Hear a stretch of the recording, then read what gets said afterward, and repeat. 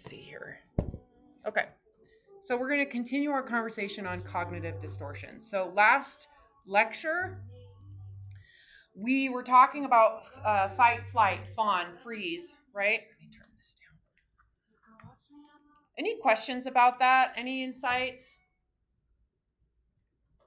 It's, I think, amazing, actually, when you really go into the science of how, why our minds change. And when you can see that in all human beings, it makes sense for why people are the way they are, especially when they're confrontational, why people choose to fight, why someone might feel paralyzed and might procrastinate out of feeling overwhelmed.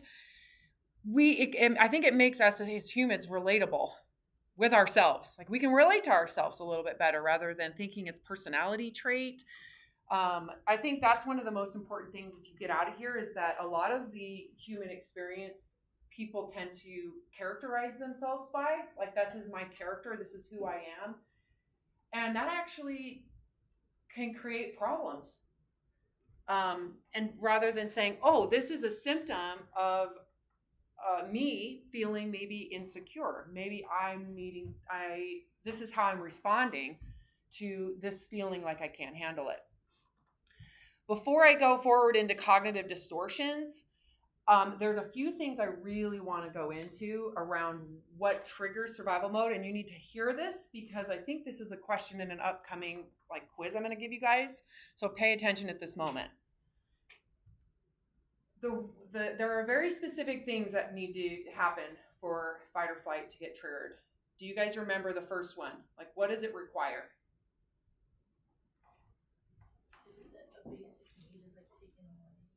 Well, yes, but there are some things that you have to perceive. Like you have to perceive things for you to believe that's the case because it requires you believe it's the case. You have to perceive it, right? You do. And you have to perceive the threat that this could take this, right? Whatever it is, my access to food, my access to shelter, but primarily nowadays it's access to feeling love and belonging and feeling like you have something to give and you have value, right?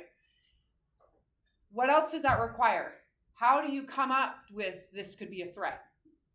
There's something really important in that process. A self-evaluation. You cannot think something's threatening unless you cannot handle that situation, right? So for example, if, let's just say I'm interacting with a sorority group, let's pretend like I'm your age and I'm in a sorority, okay? Or I'm on my volleyball team I used to play on. And I feel like they don't like me. If I care, and that's important to my self-worth, that's going to trigger probably something, right? If I feel good about who I am, chances are it's going to be less of a threat. So the inner self-evaluation actually gauges the degree to which you feel this threat. The other thing that I forgot to mention in the last lecture, that if you watch a recording from last semester, and a lot of this is why it took me 3 freaking lectures to get through that one thing, is because we really delved into this last semester, and I think it's important. The severity of the consequence is important. So for example, okay, I'm going to lose my job. Therefore, I cannot pay the mortgage. I cannot pay rent. I cannot pay for these things. Well, what will happen? Like we go into what you're afraid of, right? We kind of talked about go there, go in. What are you afraid of? Well, then I'm going to be living on the streets because I don't have access to a car. I don't have a car. I use my bike. Okay, like think of the severity of the fears. Chances are your fight or flight is going to be a lot more pronounced. So for example, if someone loses their job, but they have 3 months of savings in their bank account, which is hard to do nowadays, just so you know. That's very rare for normal people to be able to do that because the cost of living is so goddamn high. But let's just say you're a rich person that has 3 months of savings. Or you had some scenario that allowed you to be able to do that. Like you went home for 3 months with your parents and they allowed you to save your money, whatever. But you have 3 months of savings. How is that going to feel compared to how you feel with nothing in the bank? Would you agree that that would maybe turn the volume up on your panic? What if you're okay with that? You got a van, you can live in it. You got some friends, they're fine if you use their electricity, maybe that. You see how the solutions change the outcome. The problem for someone who cannot handle or has too much pride, let's just say I'm embarrassed. I lost my job. I can't tell anybody. I'm embarrassed. I can't ask my friend to let me park my van in front of their house. I'm just creating scenarios so that you can see that it's there are options in the way you perceive reality that can change, that can turn up the dial or turn it down. You do have a choice. The problem for people who don't have a sense of capacity, they haven't had enough trial and error, they haven't been given enough opportunity to struggle and to fail and to develop failure efficacy, right? The ability and sense of capacity to handle loss and failure. If you don't have that developed, anxiety is going to be a lot higher. Panic is going to be a lot higher. Feelings of, because you don't know, you haven't had an experience. The benefit of aging is talk to someone who's 50 and they will tell you, oh, I've had a lot of hardship. Talk to my generation, the X generation. I mean, it's been different. Every generation has unique challenges, right? But we were given hardship right off the bat. Our parents ignored us. They didn't give a shit about, they just cared about themselves. I mean, typical baby boomer generation, very narcissistic, self-centered, thinks the world revolves around them. We were left alone. So we had a lot of hardship, but we didn't know. We had no freaking clue. So we developed this weird, like feral capacity to handle a large variety of crazy. And so, yeah, I think generation wise, there's differences. You can tell when someone has more resilience. So a lot of the research around mental health is specifically around resilience. Why would that be so amazing? Why would it be so impactful? Really, when you think about it, what is it that it's working on? Which hierarchy?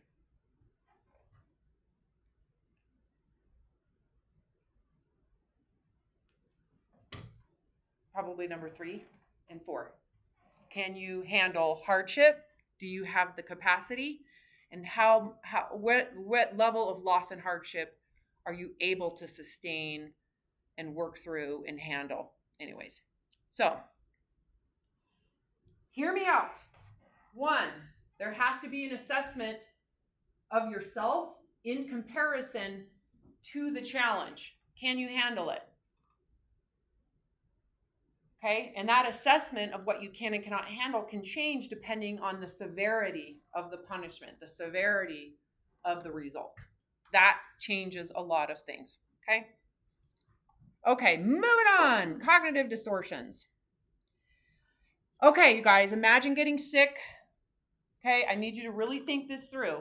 Put yourself in these questions and feel this out as if it's real. You're sick, and the only way you can get better is to be on steroids for the rest of your life. These steroids are necessary for the rest of your life. You're going to feel better. You're no longer going to have the sickness.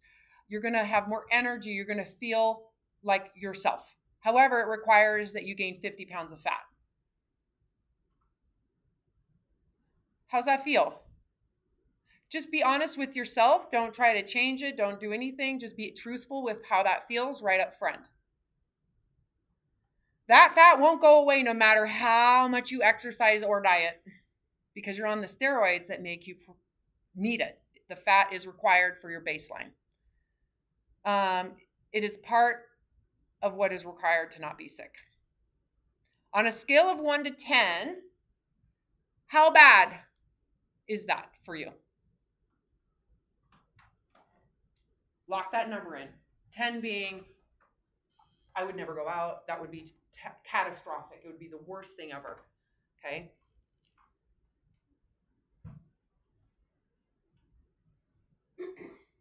How's that feel? Okay? Let it sit there. Now imagine that you permanently lose your hearing. So take that first scenario, put it aside, starting with a new scenario. We're not adding on top. We're just adding new scenarios. Permanently hearing loss. You will never hear again. You'll never hear music. You'll never hear voices. You won't ever hear your voice again. Rate that on a scale of 1 to 10. Please take note. Remember what the first one was. Remember what the second was. What is that on a scale of 1 to 10? 1 being whatever, I'll adjust. 10 being catastrophic. Like I would be devastated for the rest of my life. I don't know if I'll ever recover. Oops. Next one. Now imagine you get in a car accident and you permanently lose the ability to move anything below your waist. You are now a paraplegic. You will always need a wheelchair and possibly assistance for the rest of your life. Rate that on a scale of 1 being no big deal, I can adapt, to 10, catastrophic. I don't think I'll ever recover. Now imagine you get a rare form of eye cancer and they have to remove anything that allows you to see. You will be permanently blind. There's no way to fix it. Your sight is now permanently gone. You will never see your friends, your parents. If you have a child, you'll never be able to see the child. You won't be able to see a movie, right? See the mountains, see the ocean. You won't have your sight any longer. Rate that on a scale of 1 to 10.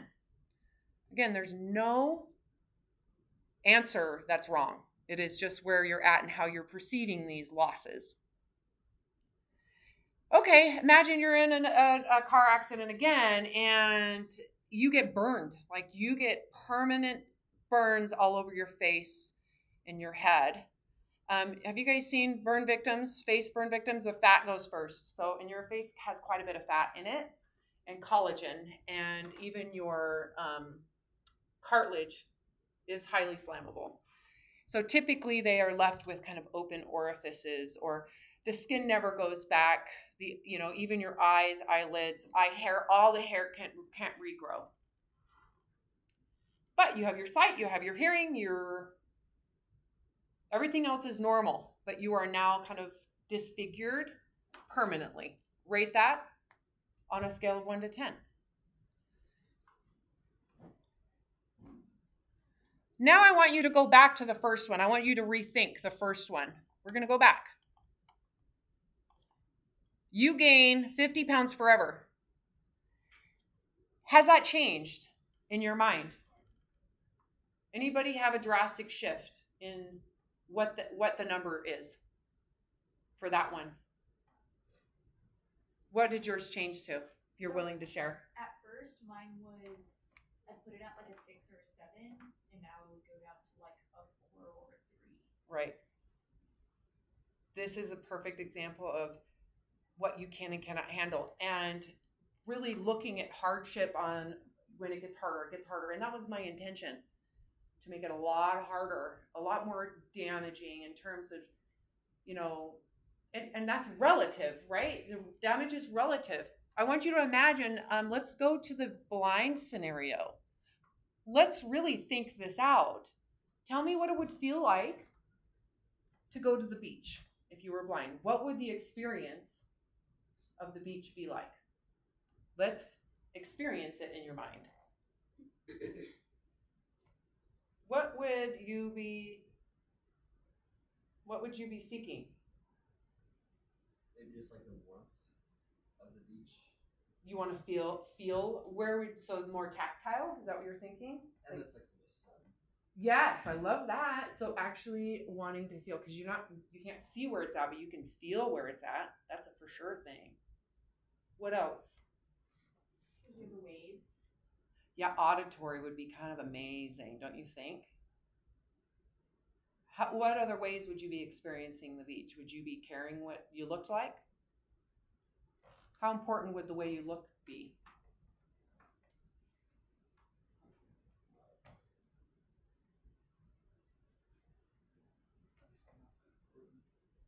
Right. Were you going to say something else? No, I was going to say that. It's freaking irrelevant. Yeah. Like, that's not the experience.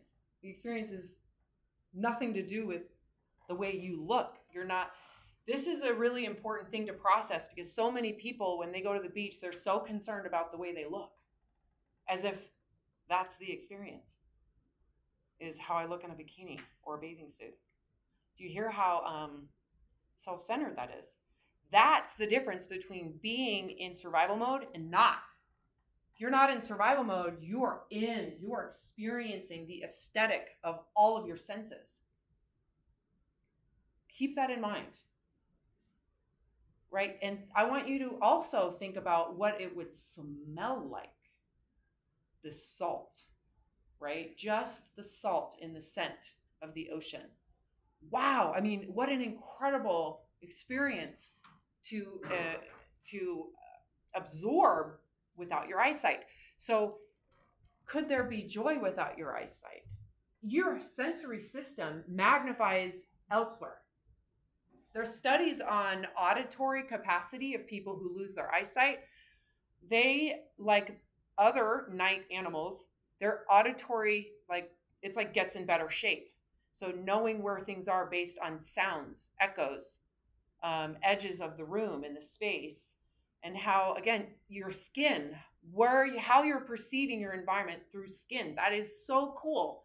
We immediately have this capacity to really understand our environment. If given the freedom from being in kind of self-protection mode.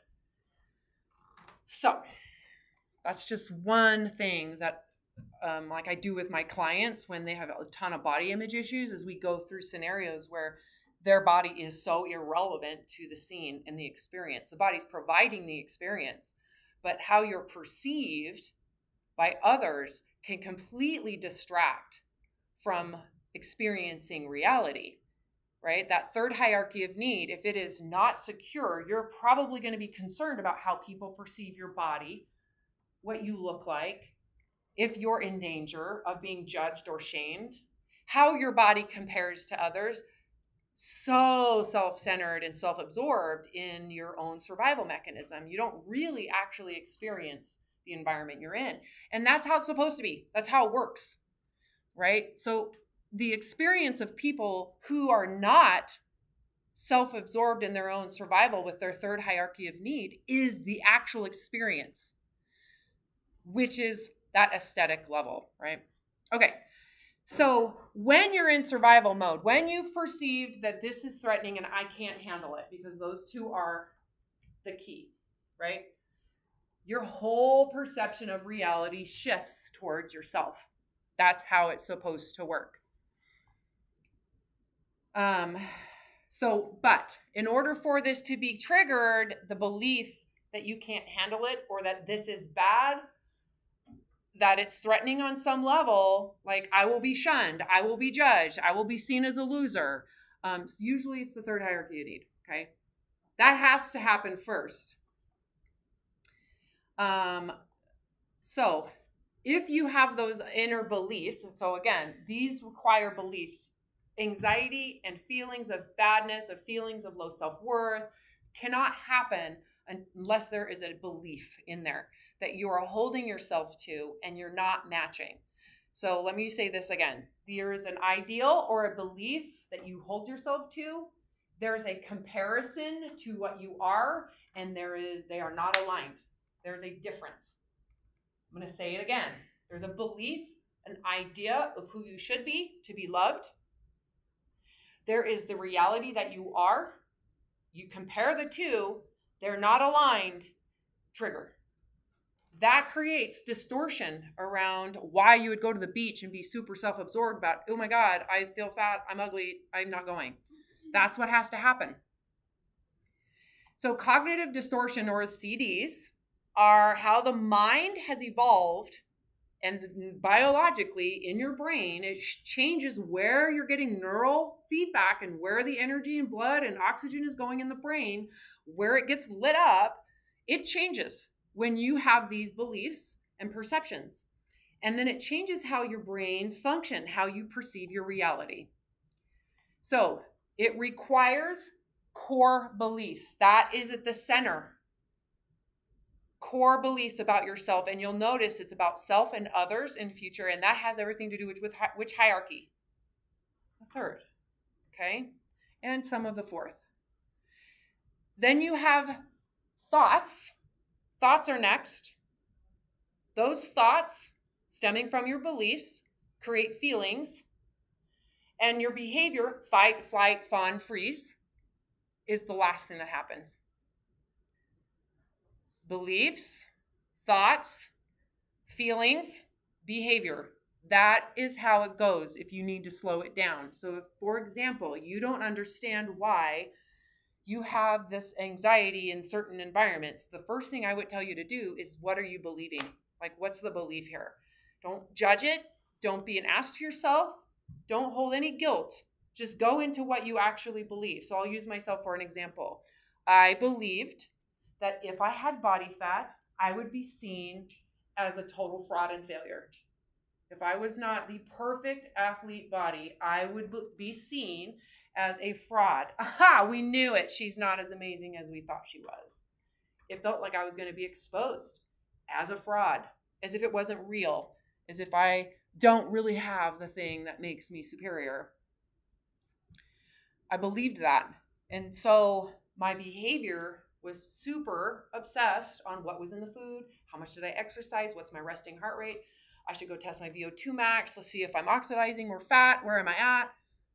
All of that was what I was doing. Those were my behaviors. I just thought it was the right thing to do because I am super smart and athletic, but not realizing actually this is a huge behavioral problem now that we can call a disorder, because I actually believed underneath it that fat people sucked. I never would have questioned that, because that was something that, yeah, who doesn't want to be thin? I had internalized thin supremacy, fat stigma. Never would have thought that was the problem. The problem was, why am I obsessed? Why do I feel like terrible when I eat something I shouldn't have? Bad food. Why do I have anxiety eating food? I would have never have thought it was my beliefs. I would have thought I must have an eating disorder, right? Okay, so that's kind of an example. You could also look at core beliefs and alcohol use, core beliefs, and anything that you do positively and negatively. This requires that you hold ideals and perspectives probably given to you by your family, by your community, by culture, by society. And then you compare yourself to them and go, oh, I'm a piece of shit. My third hierarchy of need is now threatened. So all or nothing thinking, overgeneralization, meaning, oh, all people who, let's just use body image again, who are fat are lazy. They're lazy. That's a generalization, right? I mean, it's ignorant. It's a horrible, douchey thing to think and say, but that's overgeneralizing. Thinking your political party or the other political party is all this way, when maybe that's not the case. Mental filtering. So get to know these, you guys. We're going to get to know them right now. We're going to go through all these. So all or nothing thinking, we've kind of talked about this before. Black and white thinking, all like it's either, I either, eat exactly how I'm supposed to, low carb, low starch, low sugar. And then if I have that one cookie, day is ruined. Might as well eat what the hell I want. That's called all or nothing thinking. That's a sign that there is probably your first hierarchy of need has been threatened. An inability or unwillingness to see shades of gray, because gray is vulnerable to survival. If it's gray, there's no guarantee, right? The benefit of black and white thinking to our survival brain is that there are clear and defined edges. Authoritarianism is highly responsive. Like, it feels really good to people who are super inflamed psychologically, super insecure. They love authoritarian religions and politics. Seeing things in terms of extremes, something is either fantastic or it is catastrophic. You're either perfect or a total failure. This is typical perfectionism. having to have something be at such a level that you have to be obsessed, you have to be um, diligent and kind of overly focused on it to make sure that there's nothing wrong. And if something's wrong, you're going to have a reaction that is catastrophic, right? This is not healthy. It can be helpful in stimulating energy towards accomplishing something, but when it's coming from kind of inflamed fight or flight, it comes with the shame and the self-disgust. So how is that healthy, right? There's nothing wrong with saying I want to do this well. I want to do a good job. But if you're coming from a place of security, there's lenience involved. There's context. You have awareness around, like, I didn't have adequate time, or I was relying on this. I didn't. Things can have all sorts of problems, and you are quick to adapt. Someone in all or nothing thinking or perfectionism has a very difficult time adapting because they're threatened and triggered into danger. It's a dangerous feeling to not have things perfect. It's either an A or failure. Thinking in extremes would make sense if because of the life and death situation. Again, in terms of life and death, gray is death. I mean, really think of it. Like, if you're going to get your head chopped off, is there any gray? If you're going to get eaten by a bear, do you really want the gray? Chances are you're going to die. So death and life to survival feels this way. So again, this isn't a bad thing. This is just the way it feels. And it's coming from the reality that if you jump off this cliff and fall 200-300 feet, chances are you are going to die. That's black and white. So there's benefit to having this way of thinking. The problem is you're not on a cliff. You're just interacting with your teammates. And now there's interaction problems. You're having social issues, right? And low self-esteem. So again, overgeneralizing, these are kind of examples of always, never, all of them, none of them, everybody, nobody. Drawing conclusions about an entire group, place, or topic based on insufficient evidence. So taking something a little bit and then confirming your rightness. Confirmation bias is very similar to this. You might receive a C and assume you're stupid and a failure. So you're, again, generalizing yourself because you didn't get the best grade, or you had in competition in your event, you had a hard time. It feels like you're worthless now. You might as well be kicked off the team.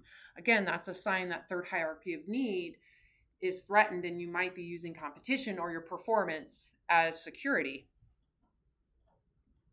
Overgeneralization can lead to overly negative or positive inflation because you're I got this one thing.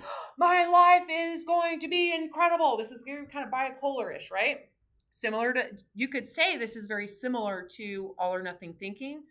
It's just now it comes across as defining people and defining yourself by a judgment, a black and white judgment on an outcome. Okay. It serves your ability to create a sense of safety around knowing what's happening. It's like you're wanting to feel as if you know what the answer is. And by creating those generalizations and believing them, it can give you a sense of safety, as if I know who they are. I know who I am. It is an irrational kind of sense of safety and predictability. So if I can generalize this person, everybody does this, or nobody does this, or whatever. Again, it is like confirming. It's a form of confirmation bias. Okay, mental filter. This is like confirmation bias. This is really common. Similar to overgeneralizing, focuses on single negative piece of information and excludes all positive ones, or only looks for positive and excludes all negative.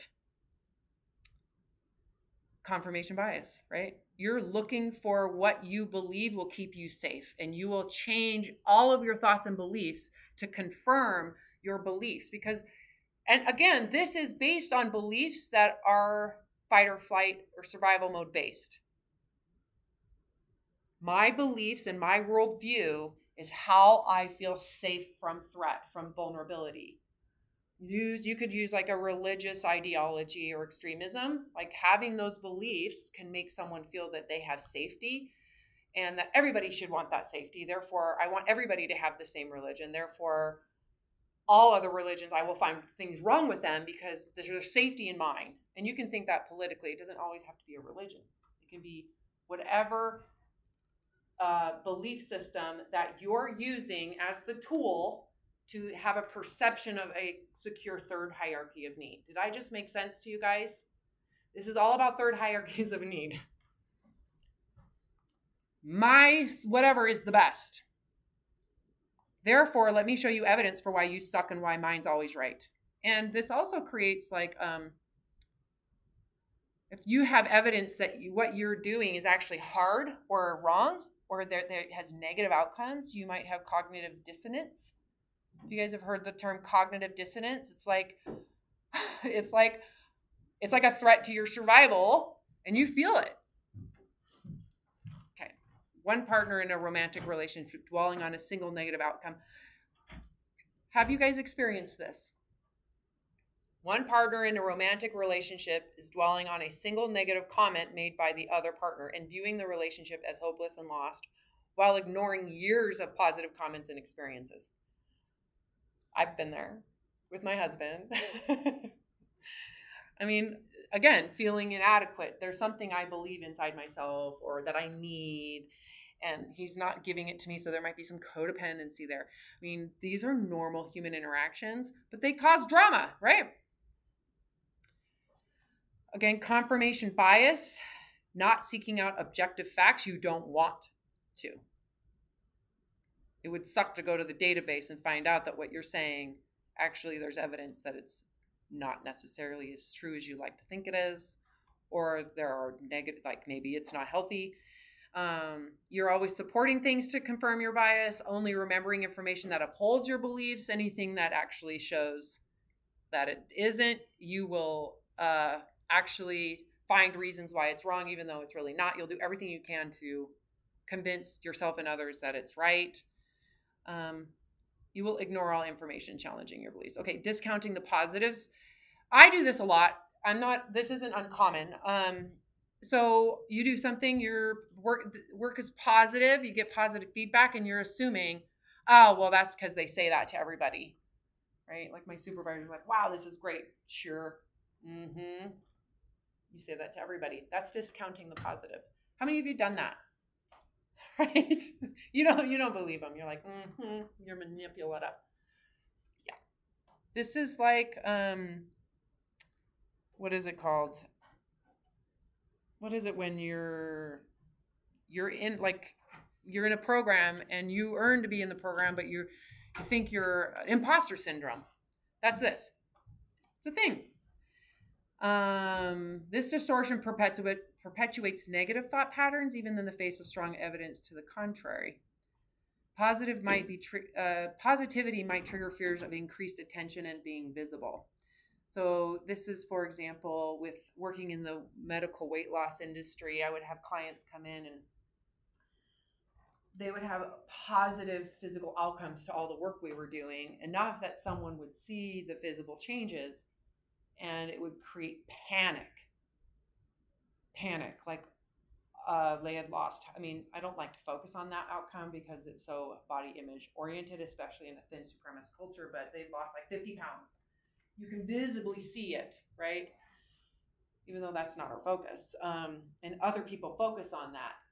That can create a complete pressure to maintain that socially. Like that 50 pounds of fat loss and the different way I look now has to be maintained for your approval. It can really become enmeshed in, again, the third hierarchy of need, if it is not secure already. So that's usually the key. When I work with people, I try to secure that first, and then so they're not as impacted by positive or negative feedback. Mind reading, jumping to conclusions. This one's super common, and I know you all have done this, so acknowledge that when you hear what this is. Someone is behaving a certain way or acting or says something a certain way, and the first thing you think is something really negative about them, like they did this because they want to be seen as better than me. Anybody feel that way? That's jumping to conclusions. Your mind reasoning. I know why you said that. It's because of this. And that is a way for you to be able to predict. Jumping to conclusion is a way to predict. It's like a short track to protecting yourself from a threat. Typically, what you're jumping to conclusions or mind reading is something you can't handle. It's something you don't want and you don't think you can handle. So you accuse people of it fast because you're paranoid about it. You don't want it to happen. So this is really important because on your side of it, if you're the accuser, you're the one mind reading and jumping to conclusions, you're literally showing your mental health issues because you're projecting what you don't want as if it's a reality. And on the receiving end, it may be completely off reality. And the person on the receiving end is like, I don't even understand what they're talking about. But you're creating a reality based on your insecurities and making everybody else around you make it better. When really you should be looking at, why do I care about this? What's important to me? Can I go into my own beliefs about why I can't handle someone not liking me or talking shit about me, even if they might not have been? Does that make sense? Seeing a stranger, this is a good one. Seeing a stranger with an unpleasant expression and jumping to the conclusion that they are thinking something negative about you. How many of you have done that? That is you being insecure with your third hierarchy of need. And why would you care? What would have to be in place for you to care about what someone thinking negative about you? What has to be in place? I want you to think about where we started the conversation. I'm not going to answer this for you, so think and talk out loud. You don't have to raise your hand. Is it the self-assessment deal that you were talking about? So against what? Against your ideal self. So basically, like you said, you have this like idea of how you need to be or how you want to be, but then it doesn't match. So then, so because of that, you think, for example, if you see someone with, that is doing like a resting bitch face or something, you're just automatically gonna think like, oh, they're thinking negative of me because I'm not meeting that expectation that I have for myself. Love it. That's pretty dang freaking good. Did y'all understand that? Anybody else have another answer to this? What has to be in place? Clearly the belief that I suck. Oh, and they must think I suck too. That's the projection that others think like you do. I was thinking like being insecure, but that's kind of That's a little deeper. Now you're getting to the crux. This is, I need others to like me. So that's insecurity, really. I was thinking maybe like assessing them against yourself. Comparison. Yeah. Like it's called social comparison. And then they might have what you like and now you feel threatened. Yeah, that's common too. I totally agree. You're right. It requires that you can't handle someone talking bad about you. It's that simple. I can't handle others thinking negatively about me, having a negative assessment about me. I can't handle that. That would require that you believe that their assessment has power over your worth, as if it might be real or true. Let's just soak that in. For you to care about someone's negative assessment, you'd have to believe that their assessment has power over your worth. In that case, this is that low self-worth. That's what I think you were saying, at low self-worth. You are not self-securing. It requires that you have not decided, I'm kind of perfect inherently, because evolutionary wise, it is what it is, right? It's not a self grandiosity that I'm describing when I say I'm perfect. I'm saying, like, what did I do here? I didn't do anything. It's pretty radical that my hair looks crazy. It grew this way. I didn't do anything. I just showed up this way. So I am worthy. I know my integrity. I don't mean to. So their assessment of me, how can someone else have an assessment of me when they're not in my soul space, experiencing my reality? How can they be even accurate when they have no sense of my reality? Really think about that. How is someone else going to be able to, and if they are giving a negative assessment, they're entitling themselves into your space to tell you you suck or not. How do they even come up with you suck?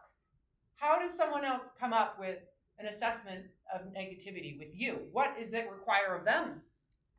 A belief that they're comparing you to, that you're not lining up with, and then they're derogative. Same equation. But they've entitled themselves to your worth as if they claim ownership of defining if your third hierarchy of need is good enough. Just consider that. What would it take for me to decide you guys suck? That's very narcissistic, don't you think? I'm superior to you. I know what your life should be like. That is so grandiose, right? If you need validation outside of yourself to confirm your worth and to secure your third hierarchy of need, you're basically saying other people are more aware of your soul space than you are, and they have a better concept of your worth than you do. So let's let them define your worth. Does that sound very secure? It's not, because now you have to meet their life beliefs. You have to do what they think you need to be. You have to act the way they think you should, and you have to internalize all of their belief sets to then perform in a way that then they evaluate for you to say you're good enough. Do you see how that works? So in this case, what would it take for you to not care if they are assessing you negatively?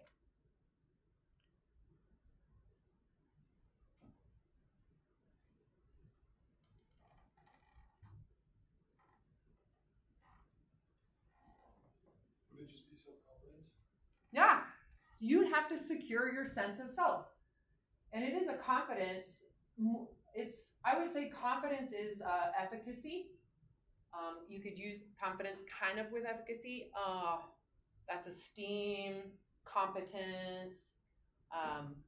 This is more, I would say confidence is like a part of the recipe, but it's, I am the only one that is aware of the me that I'm experiencing. And I know I'm a good person, even if I've made a mistake legitimately.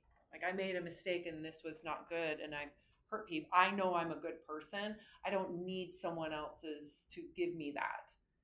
So it's like giving yourself compassion,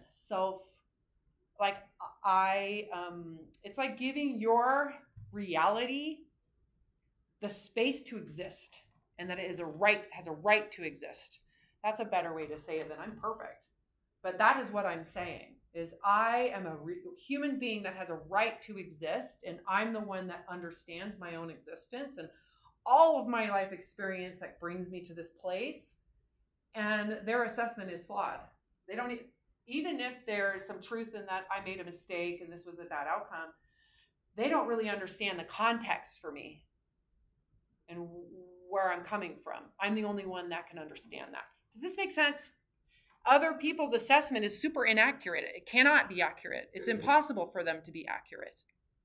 So this is reminding me of, like, in high school when the mean girls would just like completely, like Dismiss. dismiss, and then, but they somehow still had a way, like socially, to like ridicule you, if that makes sense. Yep.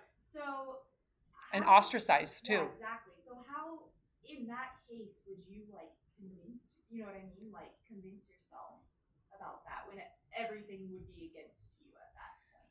So what do you mean by convince? What are you convincing yourself of? I guess not convincing. I guess, you know how you were saying, like, oh, they don't understand my self-worth or this or Right. this or that. They don't, yeah. Exactly. But everyone is like, I don't know. No, this is a really, me. this goes beyond this. This goes into marital problems and divorce, where there's divorce abuse, where one of the spouses is telling everybody horrible things about this spouse. This is not just high school. This is adult life forever with people who are in that kind of juvenile state of mind. They will try to convince everybody around you that you suck, and you have to believe I know a good person, and if they cannot decipher the truth from this falsehood, I don't know if I necessarily am willing to be in this friend group. This is not easy. This goes against your survival mechanisms. What I'm saying goes against survival mechanisms. Survival mechanisms would say fight. Tell them she's lying. Like you would justify reason. You'd have to go in and convince. You would have to be fighting for your reputation, right? That's what your impulses would be telling you to do. In essence, you're saying this person's credible. The person is credible. My friend who got divorced and her husband literally was trying to convince all of us that she was a horrible person. He was so dumb because we know her. We know her, like, whatever. Not saying or discrediting his experience, but we're like, we're not abandoning our friend because of whatever you're saying. He tried to convince the children, and they went to court, and the judge saw straight through it, right? So she had to keep her mouth shut because she had to believe that there is someone that can see through this. And at some point, my children will find out the truth. My character, I've never been this way. I've never done this. He's distorting reality, and he probably believes it because he's in that distorted state of mind. And she had to just not defend herself. Because if you go into defense, which is what she did the whole marriage, he has constant power over her. Constant power over, you're bad, and then let me tell you how I'm not. Does that make sense? So in that high school situation, it's very difficult. You would have to be okay finding a new friend group. If those friends, oh yeah, she's terrible, you would have to experience the loss of certain friends that don't really know you. That those things are important. What's the likelihood the person that is stirring the pot is going to stir the pot with someone else once they lose power over you? Pretty high. Yeah, because you can see this is a them thing, but they're targeting it on me. What makes you think, why wouldn't they then target someone else once you stop playing the game? So by actually on some level accepting it, that's like willfully accepting being alone. That is developing a capacity to transcend the third hierarchy of need. This is not easy. That I'm okay if someone has a completely distorted perception of me. Now, 300 years ago, you would have been burned at the stake. That's why this mechanism exists. Why you would feel impelled to defend yourself against something outrageous. Because you would have been burned at the stake. Literally, you're a witch. Right? That's a real thing. This is why people do it. Because it gives them some sense of power over you. Like, if I demonize everybody else, then I'm a leader and I have power. And I'm the one now that is no longer I'm putting all the focus on how shitty you are and not me. This is actually narcissistic behavior. And we're going to go into grandiose narcissism here soon. Okay, fortune telling, jumping to conclusions, same thing. Magnifying, minimizing. This is the same thing as confirmation bias. Emotional reasoning, believing your emotions are fact. I feel it, therefore it must be true. Have you ever heard feelings aren't facts? This is really an important little thing you need to have in your pocket when you have feelings like, they don't love me. I don't know what it is, but whatever it is. Just because you feel that way doesn't mean it's factual. So it's important to recognize I'm having feelings. These feelings are coming from my inner beliefs. I must believe this. What is it that I believe? I'll use myself as an example. I believed ultimately, because I was not living to the family religion I was raised in. And my whole identity was wrapped into this. That if I was not living the way that I was raised to live, I was literally worthless. Everybody else gets grace. If you're not in this religion, you have the grace to be a sinner and to do whatever because you're not in this religion. But if you're in the religion, you know better. You should be doing better than others. So there is kind of, again, that perfectionism based in this ideal. And being in that, you're held to a very much higher standard than humans. And I went to college and became a normal human, and I truly believed I was worthless. Random question: were you raised Catholic? No, but they're all the same once they get extreme, because it's human. These are all they're not special. Religions like to think they're special. They're not, because they're all coming from the same kind of way of thinking around community, being loved, being accepted. It's a huge part of being loved and accepted. It can be super healing, very good for communities. And there's always the downside when they become narcissistic, self-righteous, we're superior to others. But so I don't want to place blame on any one specific religion. This is really just kind of how I lived in it too. I take responsibility for it being my whole sense of self. I was just asking because I feel like there's a lot of, like, I was raised Catholic, and I feel like there's a lot of similarities. Yeah, there can be. The more radical there can be. One of my best friends was raised Catholic, and she was never that way. She always gave herself a little grace around some of it, and I think that's a personal thing, and the way you were raised by your parents has a lot to do with it. Again, your safe community and the beliefs that they impart on you. If your parents are really strict and tight and clutching onto those beliefs, that's important to them. Why wouldn't they want it to be important to you? Because if it's their safety, let's say it's their third hierarchy of needs security blanket, they're going to want you to have it too. That's actually really loving, even if it is kind of like a cult. Does that make sense? I'm not calling Catholicism a cult. I'm just going, even if it's like a religious cult. I think there's extremes to any religion. Agreed. That's why I'm saying it has everything to do with the psychology and the survival mechanisms of the people in it, and then how it was created to maybe be codependent with their survival needs to keep them feeling safe. And it can be really important, especially for people who are in drug and addiction. It's a really important thing for them to come into a place where there's rules, edges, and safety and security and community. But doesn't religion and narcissism like seriously go hand in hand? Because people have a sense of superiority over others who do not believe in the same thing. I love what you're saying, but no, it really is based, like, who created the religion? A human being. And how it is presented and imparted, right, can reflect the mental health of the person who created it. So I don't think that they are separate. So does that make sense? Yeah. So I agree with you, but that's not the case for all of them. In fact, if you look at the current religions that are popular, the doctrine is basically the same. Love, be kind, be generous, take care of the poor, forgive. Like, you can look at some of those human traits that are actually more higher consciousness, going to aesthetic and going into those. And many of them over years have capitalized on it and then said, well, this is my proprietary information. We own this loving and grace. And the only way you're going to get it is through our teachings. And then they all kind of look the same. But those are human traits that we all are innate to us in consciousness as you kind of come out of survival mode. Many of these religions do an incredible job helping people transfer from shame, apathy, disgust, self-loathing, and gives them a sense of community and hope. So it just depends on where, if you're in it and you're doing it for superiority, that's what you're going to make it.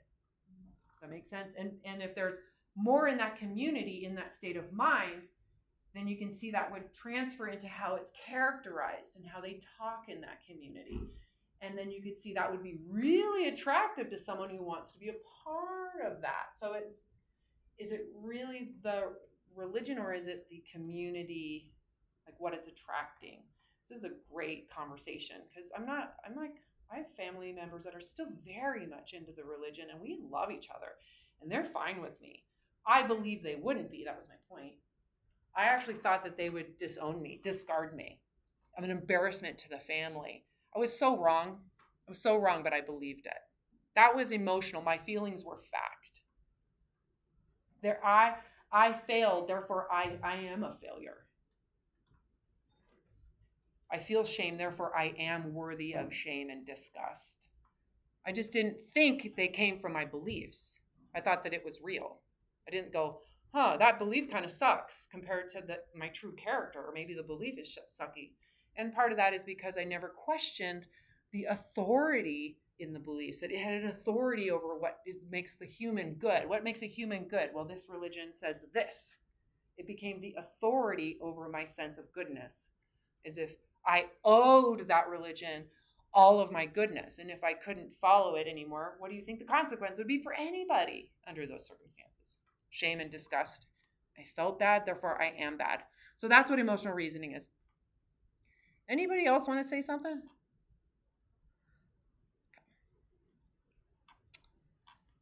Like if you feel jealous of your boyfriend or girlfriend, the assumption that they must be doing something. If I'm jealous, that must be true.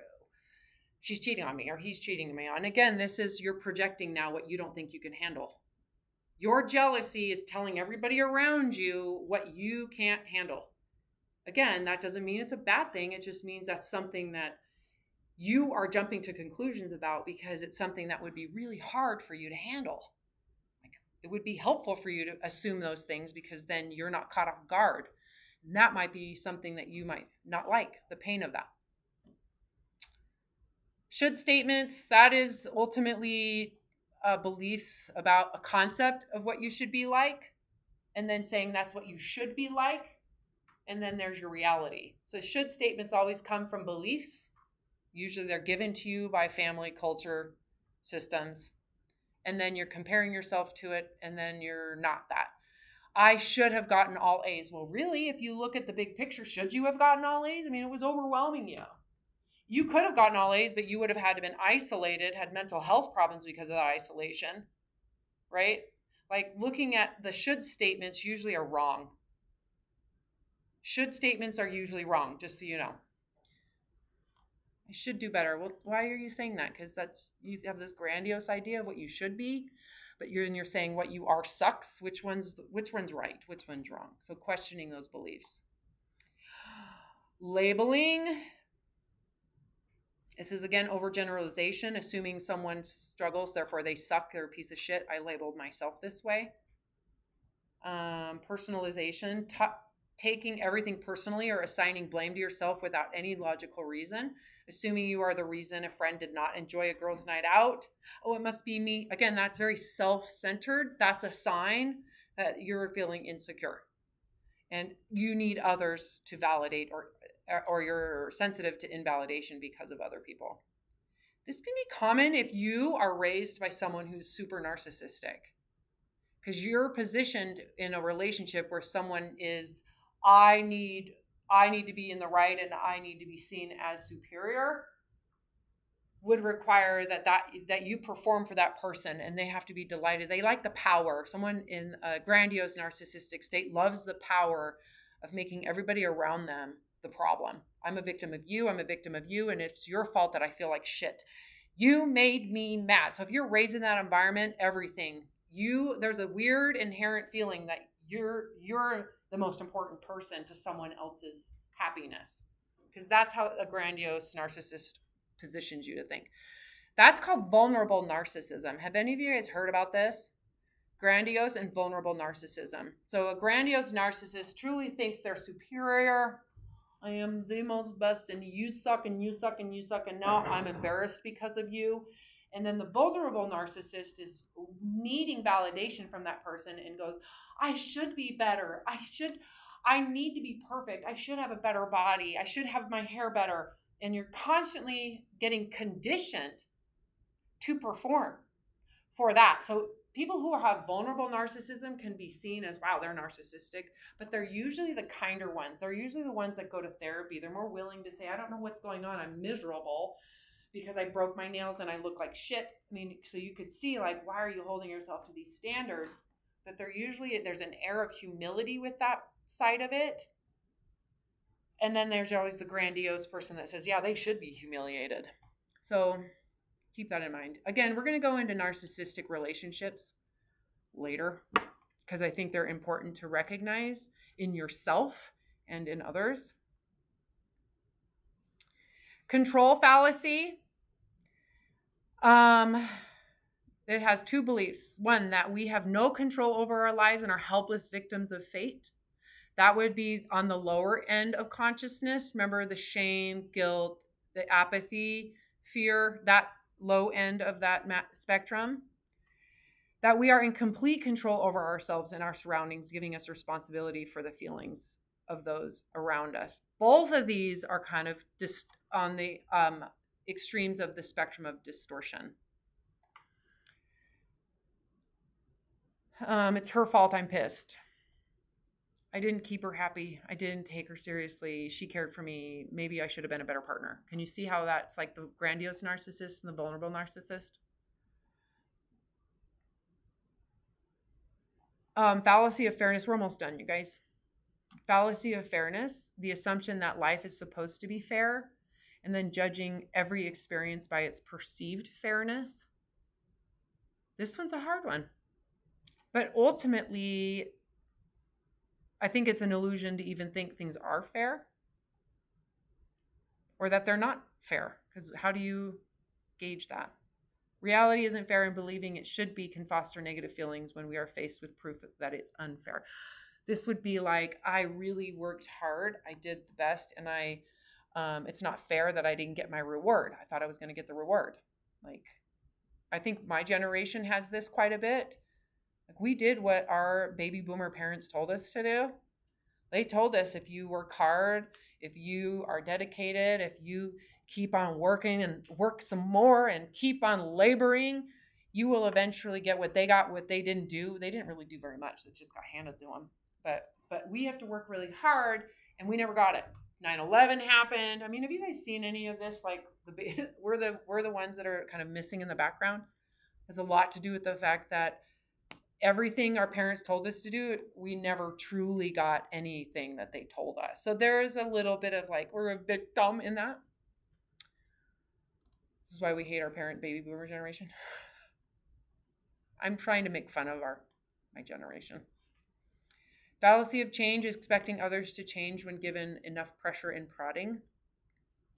Again, if you wanted to lose weight, you would work harder at it. That is super ignorant, and that is very narcissistic. And again, that has to do with third hierarchy of need kind of distortions. This is based on the belief that happiness and success relies on other people, leading us to believe that forcing them to change is the only way to get what we want. Does this kind of remind you of what I was saying around you are responsible for yourself, and then having someone else go into your soul space to tell you if you're good enough or not is so inaccurate, right?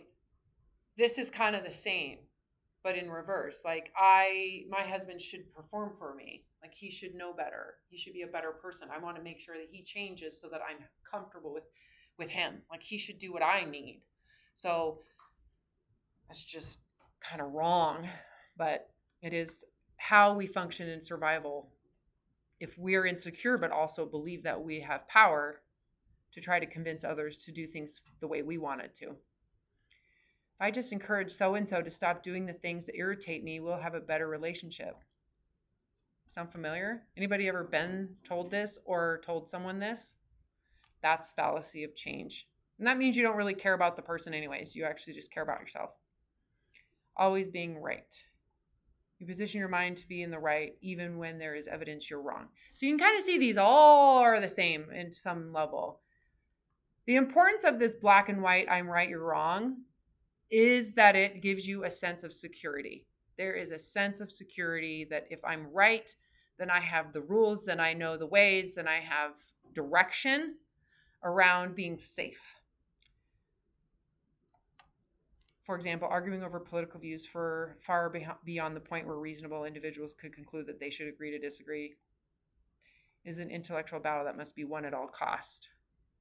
I definitely get sucked into that.